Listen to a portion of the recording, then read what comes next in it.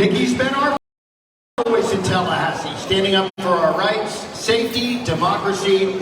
She kicked the NRA out of weapons license permitting, legalized hemp for farmers. She defended voting rights and protected our environment, and now she's running to be your next governor of Florida. Please welcome Commissioner Nikki Fried.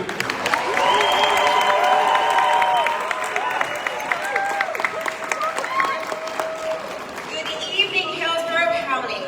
It is so great to be back with you here tonight. I remember 2019 as your keynote speaker. We had a little bit smaller of a crowd, so it's so great to see you all tonight and how much you've been able to grow and what you've been able to do here locally. It's just been so inspiring. But I also need to say thank you. I wouldn't be standing here today as our only statewide elected Democrat, literally the only person standing between Ron DeSantis and his full dictatorship, without you, Hillsborough County. I know many of you remember on 2018 election night, the TVs, the pundits, everybody called that election for the Republican. And honestly, this is a seat that Democrats typically lose by over 20 points. So I guess I understand that they were thinking that there was no way that we were going to pull off this victory, even by the smallest of margins. But that's about the time that I started receiving a lot of text messages. A lot of them from Hillsborough County. Alex Sink, Bob Buckhorn, Janet Cruz, who is in her own fight, Sean Shaw, and not just elected officials, but so many of you in this room. And you know what you were telling me? Don't concede. You are outperforming the top of the ticket. Basically, don't give up. Keep fighting. And that is exactly what we did. We kept fighting. And after a very long 2 weeks of, I still have PTSD from it, we won by 6,753 votes because of Hillsborough County.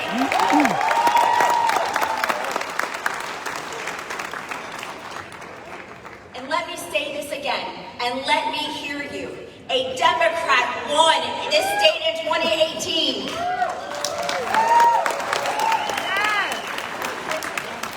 And I am standing here today because a Democrat can and will win again in 2022.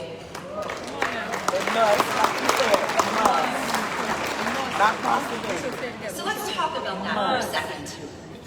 First, let's talk about Ron DeSantis. You know, it's funny. He tries a lot to act really tough. Just like he couldn't handle himself in the 2018 debate, he's only tough when he's on Fox News. Right.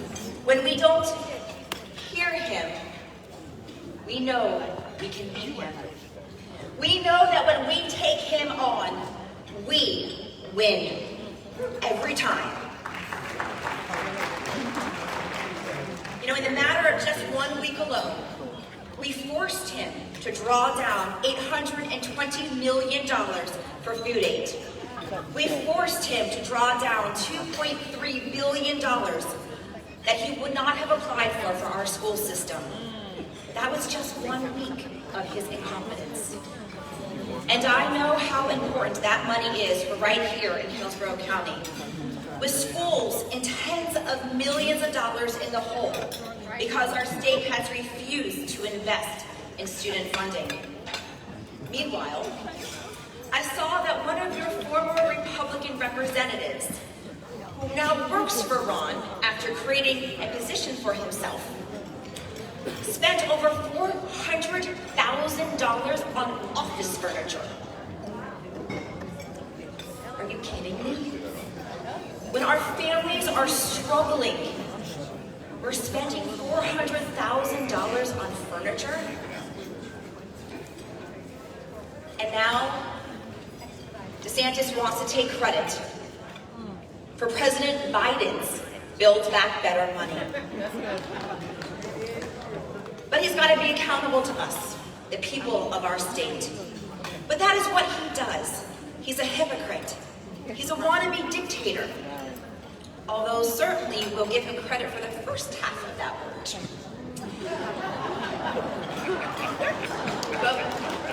Some of you. But when we take him on COVID, on racial justice, on Charlie, can I turn off your fan for a sec? On LGBTQ issues, on women's freedom to choose, on the environment, our economy, on wages, we win every single time because the people are behind us. But unfortunately, winning the issues isn't enough. It's about winning the office. But as Dr. King reminded us during the setbacks during the Civil Rights Movement, we must accept finite disappointment, but never lose infinite hope. Never lose infinite hope. That's why you're all here in this room tonight. Because when we win next year, imagine how we are transforming our state. Imagine how we are saving our state.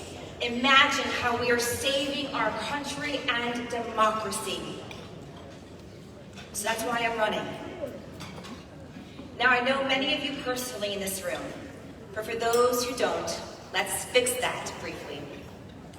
When I graduated from the University of Florida Law, I had been student body president, and I was offered a great job.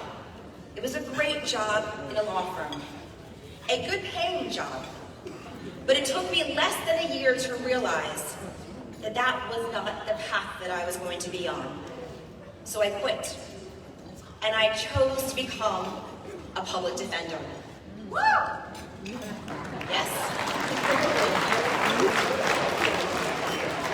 Now, there are millions of places to see the inequality of our state, but perhaps no starker contrast than in our judicial system. It's here that I saw and fought firsthand the inequalities on race, on money, on education, and mental health.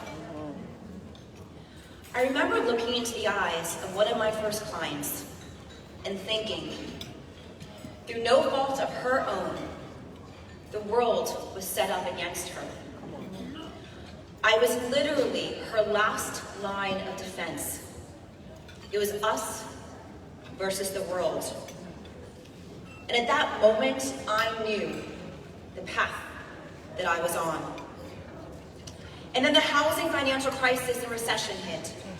Our state was the least prepared to deal with any of it, not just because of our dependence on housing, but because for years, Republicans in Tallahassee had rigged the system to make money for their donors, for the developers, for the insurance companies, for the banks.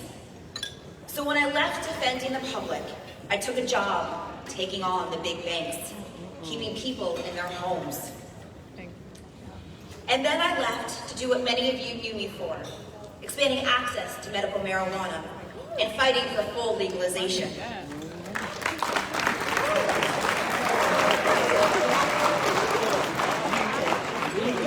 For cancer patients, for those addicted to opioids for pain, and yes, for tax revenue and good paying jobs. Talk about a lonely fight. And I know that we are on our way to legalization and expungement of any non-violent criminal charges and incarceration-related marijuana charges.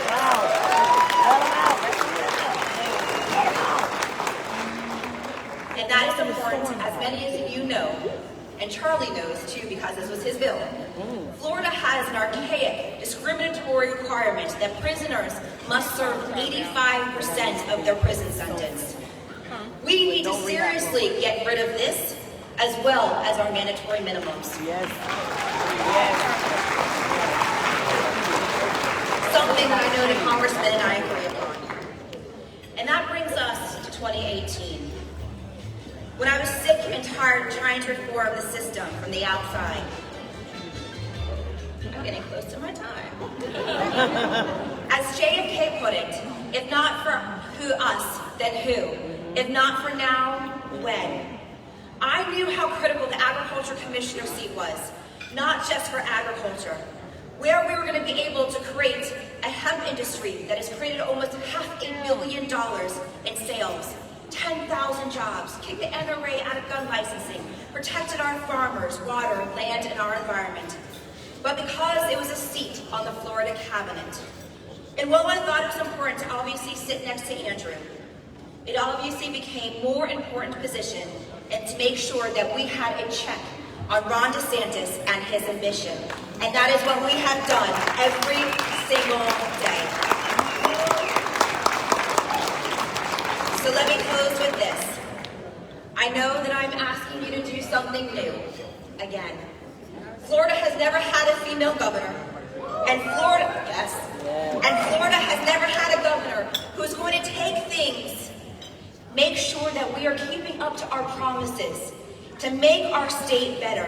And I can't wait to show you those examples. Look at what has happened to Tampa under the leadership of Bob McHorn and Jane Castor. Just wait to see when we have more leaders like that all across our state.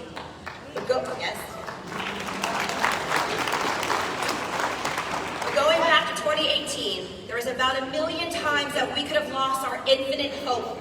We could have waited for somebody else to stand up and fight. But I never, ever, ever wavered. Because I knew that you were with me. And I know you're going to be with me now and in the general election. So I want to say this. We will beat Ron DeSantis and save our state and save our democracy. Let me hear you again. We will beat Ron DeSantis. Louder. We will beat Ron DeSantis.